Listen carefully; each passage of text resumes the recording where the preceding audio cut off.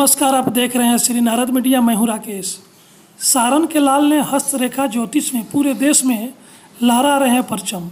सारण जिले के गड़खा प्रखंड के साधपुर के निवासी व जाने माने हस्तरेखा विशेषज्ञ पंडित काशीनाथ मिश्र, जो पत्रकार नगर कंकड़बाग पटना में अपने ज्योतिष कार्यालय से लॉकडाउन के कारण छुट्टी पर आजकल यूट्यूब चैनल पर ज्योतिष शिक्षा दर्शन प्रदान कर रहे हैं। उनका यूट्यूब वीडियो दिनों दिन वायरल होते जा रहा है। अपने ज्योतिष शिक्षा के साथ मानवीय मूल्यों से जुड़ी नैतिक शिक्षा पर विशेष बल दे रहे हैं। छपरा से मनोज तिवारी की रिपोर्ट। नमस्कार, मैं पंडित काशीनाथ मिश्र, हस्तरेखा विशेषज्ञ। आज का मेरा विषय है पितृदोष से क्या क्या परेशानियां होती है। कुंडली में जब हम लोग देखते हैं, हस्तरेखा में देखते हैं, तो कुंडली में एक चीज पाते हैं कि जब सूर्य के साथ और चंद्रमा, सूर्य और चंद्रमा के साथ शनि राहु केतु जब बैठे रहते हैं तो पितृदोष लग जाता है। दूसरा बात कि जब लग्न से सूर्य तीसरे भाव में, चौथे भाव में, पंचम भाव में, छठे भाव में, सातवें भाव में, आठवें भाव में, नवम भाव में जब सूर्य बैठ जाते हैं तो पितृदोष लगता है। पितृदोष का प्रभाव मेरे जीवन में काफ़ी पड़ता है। अचानक मेरा व्यापार रुक जाना, जो हम मन में चाहते हैं, प्रगति करें, विकास करें, पुत्र पुत्री मेरी अच्छे हो जाएं, अच्छा से मैं एजुकेशन दे दूं, अच्छे घर में मैं शादी विवाह कर दूं, इस सब में बाधा उत्पन्न होता है। इसलिए पहले समझना जरूरी है पितर मेरा कौन है। जो मेरे पूर्वज हैं उन्हीं को हम लोग पितर मानते हैं। जब देखते हैं शादी विवाह होती है, अंतिम चरण में हम लोग द्वार पूजा करते हैं। यदि बेटा की शादी करते हैं तो बारात ठीक निकलने के पहले पितरों को हम लोग गोर लगते हैं। और जब जिस लड़की के यहाँ बारात आती है उस समय वहाँ भी हम लोग द्वार पूजन पहले करते हैं। इस चीज़ को हम लोग कैसे बरकरार रखें, मेरे बाल बच्चे पर, मेरे संतान पर अच्छा असर पड़े, इसके लिए मैं एक बहुत उत्तम सुझाव देने आया हूँ। जो आज मेरे माता पिता हैं वही कल मेरे बच्चे के लिए पितर बन जाएंगे। तो सबसे पहले अपने मन में ये चीज कर दीजिए, सच्चाई इसी में है। और मेरा पितर का दोष से जानते हैं क्या क्या होता है। घर में पति पत्नी में झगड़ा होते हैं, बाल बच्चे में जो भी हम खर्चा करते हैं उसका फल नहीं मिल पाता है, बाल बच्चे का हम लोग अच्छे जगह शादी नहीं कर पाते हैं, और बीमारी, एक बीमारी छूटता है दूसरा बीमारी उत्पन्न हो जाता है। आखिर इसका कारण क्या है? इसका कारण है कि जो आज हम अपने बाल बच्चे पर जितना परिश्रम से, मेहनत से खर्च करते हैं, उतना ही हमें उन बुजुर्गों का सेवा करना होगा। जो बुजुर्ग ने हमको इस धरती पर बुलाया, पालन पोषण किया, उस बुजुर्ग को तो हमको करना पड़ेगा, क्योंकि यही मेरे बुजुर्ग मेरे बाल बच्चे के लिए कल की डेट में पितर का काम करेंगे। यदि मेरे बुजुर्ग, यदि जितने उनके आंख से आंसू गिरेगा वो मेरे बाल बच्चे पर पड़ता है, तो मैं एक सुझाव देना चाहता हूं। जिस भी परिवार में मेरे बुजुर्ग हैं, माता पिता हैं, दादा दादी हैं, उनको इतना सेवा कर दो कि वो मरने के बाद भी हमको प्रायश्चित न लगे।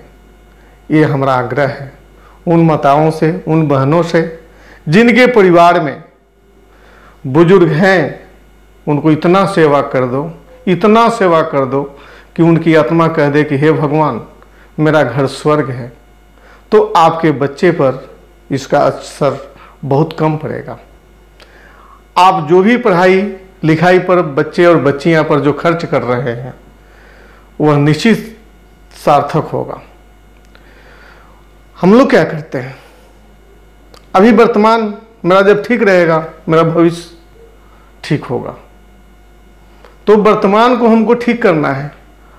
अभी वर्तमान समय में मैं देख रहा हूं कि मेरे बुजुर्ग लोगों को बड़ी दुर्दशा हो रहा है, सब चीज करते हुए और उन लोगों के आंख से आंसू गिर रहा है और वह किसी को बता भी नहीं पाते हैं। वो आत्मा की आवाज़ उनकी है, वो हमको प्रसन्न करना होगा। यदि हमको कोई सलाह देते हैं, बुजुर्ग होने के नाते कुछ बोल भी दें, तो उनको याद मत रखिए, भूल जाइए आप, और आप अपने से अपने कर्तव्य में लगे रहिए। तो आपके ये चीज़ जो है होने वाले भविष्य के लिए, जो बाल बच्चे के लिए जो हम लोग तैयारी करते हैं, मेरे बाल बच्चे अच्छे होंगे, उनको कोई जीवन में परेशानी नहीं होगी, और जो हम खर्चा करेंगे वह मेरा सार्थक होगा। अब मैं बता रहा हूँ ग्रंथ की बात। आश्विन महीना में कृष्ण पक्ष में 14 दिन प्रतिपदा से लेकर के अमावस तक जिन लोगों का तिथि याद रहता है पिताजी का, उस पर हम लोग बोलते हैं पितृदान करिए, पूजा पाठ करिए, जल देना है। ठीक है, उचित भी है, देना भी है, और हम लोग करते भी हैं। लेकिन मेरा एक और सुझाव है, आया मुझे ज्योतिष विद्या के अंदर, कि एक वर्ष में 12 महीने होते हैं, 12 अमावस है। यदि हमारे घर में कलह है, हम जहाँ सोचते हैं कि अच्छे घर में अपने लड़के की शादी करो, वहाँ नहीं हो पा रहा है, अचानक मेरा गलत जगह हो जाता है। बच्ची के लिए मैं बहुत प्रयत्न करता हूँ, वह मेरा नहीं हो पाता है, और फिर अचानक मैं फंस जाता हूँ। ये मेरा पितर ही करते हैं।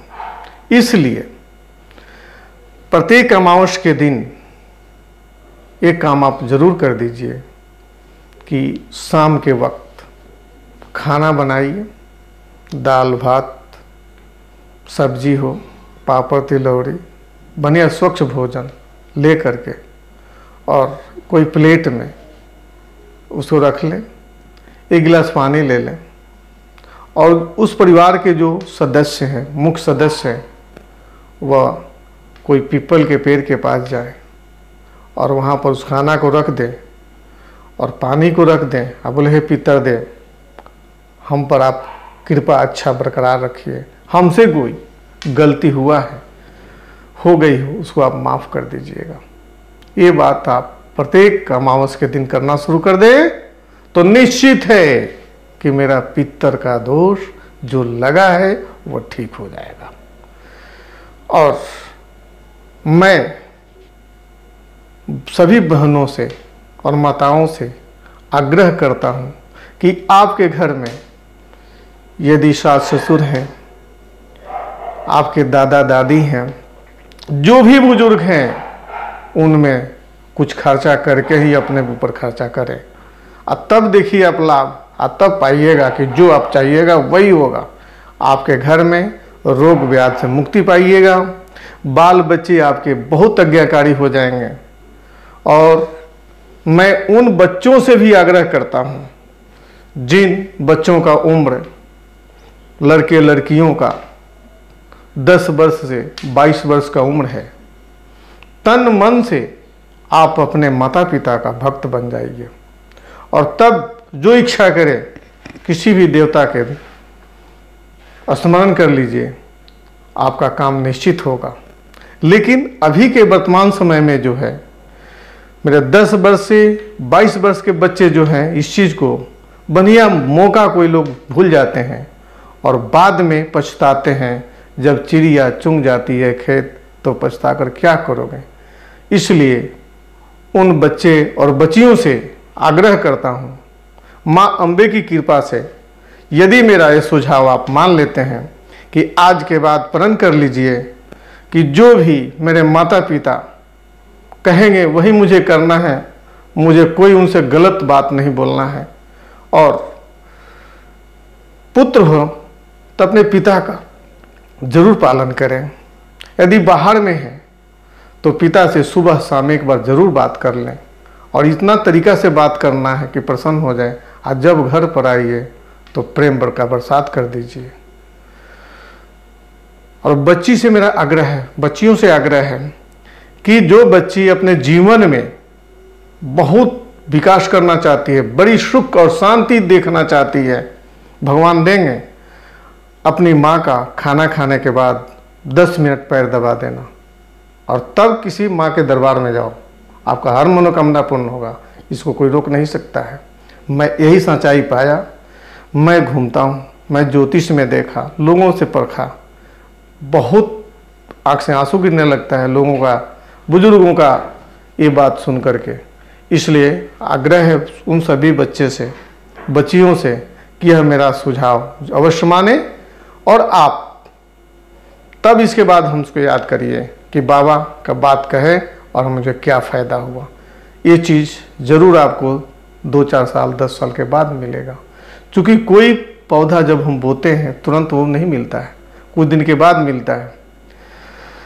तो सभी दर्शकों से आग्रह है कि मेरे विचार को अपने आत्मा के अंदर, अपने मन से यह उत्पत्ति करें और सफल कर दें। हम भी खुश, मेरी माँ भी खुश हो जाएगी और आप भी खुश रहिएगा। नमस्कार।